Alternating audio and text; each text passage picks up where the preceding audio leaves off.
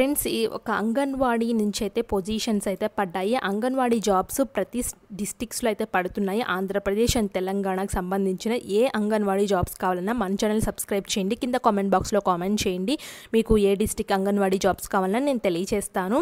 ఇదైతే వచ్చేసి న్యూస్ పేపర్లో అయితే నేనైతే చూశాను ఫ్రెండ్స్. అల్లూరు సీతారామరాజు జిల్లా పరిధిలో గల ఐసీడీఎస్ ప్రాజెక్టులు పాడేరు, చింతూరు, రంపచోడవరం అంగన్వాడీ కేంద్రాల్లో అంగన్వాడీ కార్యకర్తలు 7 పోస్టులు, ఆయాలి 56, మినీ అంగన్వాడీ కార్యకర్తలు 27 పోస్టులు, పీఎం జన్మన్ స్కీమ్లో కొత్తగా మంజూరైన అంగన్వాడీ కేంద్రాల్లో ఆయాలు 24 పోస్టులకు భర్తీకి అర్హులైన అభ్యర్థుల నుండి దరఖాస్తులు అయితే తీసుకుంటున్నారు.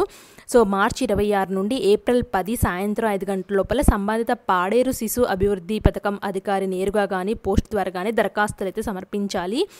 అంగన్వాడీ కార్యకర్తలు, ఆయా మినీ అంగన్వాడీ కార్యకర్తల పోస్టులకు దరఖాస్తు చేసిన మహిళలు తప్పనిసరిగా 10వ తరగతి ఉత్తీర్ణై ఉండి స్థానిక నివాసం కలిగి ఉండి వివాహిత అయ్యి ఉండాలని చెప్పారు ఫ్రెండ్స్. అంటే మ్యారేజ్ అయిపోయి ఉండాలి.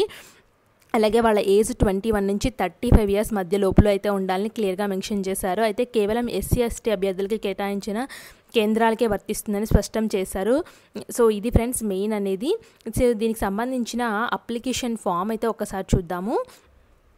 సో అప్లికేషన్ ఫామ్ అయితే వచ్చేసి ఈ విధంగా అయితే ఉంది friends. Anganwadi helper, mini anganwadi కార్యకర్తలకి కేంద్రం పేరు, పోస్ట్ పేరు, అభ్యర్థి భర్త పేరు, చిరునామా, సో గ్రామం, మండలం, వీధి, విద్యార్హతలు, పుట్టిన తేదీ, నివాసము, కులము, సో వికలాంగులు, అభ్యర్థి సంతకం ఇదైతే ఉంది.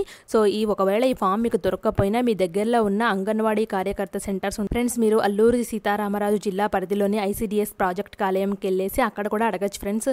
సో అప్లికేషన్స్ అంగన్వాడీ పొజిషన్స్ పడ్డాయి కదా, అప్లికేషన్ ఫామ్ ఇవ్వండి అంటే వాళ్ళు ఇస్తారు ఫ్రెండ్స్. ఆ అప్లికేషన్ ఫామ్ని అక్కడే ఫిల్ చేసేసి కావాల్సిన డాక్యుమెంట్స్ వెళ్ళేటప్పుడే మీ దగ్గర మీతో పాటు తీసుకెళ్ళి అక్కడే కావాల్సిన అన్ని ఫిల్ చేసేసి అక్కడే దరఖాస్తులు సమర్పించేసి వచ్చేయచ్చు ఫ్రెండ్స్. ఇంకా ఇది చాలా ఈజీగా ఉంటుంది. మీకు ఏదైనా డౌట్ ఉన్నా కూడా అక్కడ వాళ్ళని అడిగి కరెక్ట్గా ఫామ్ ఫిల్ చేయడానికి అయితే ఉంటుంది, మిస్టేక్స్ చేయకుండా.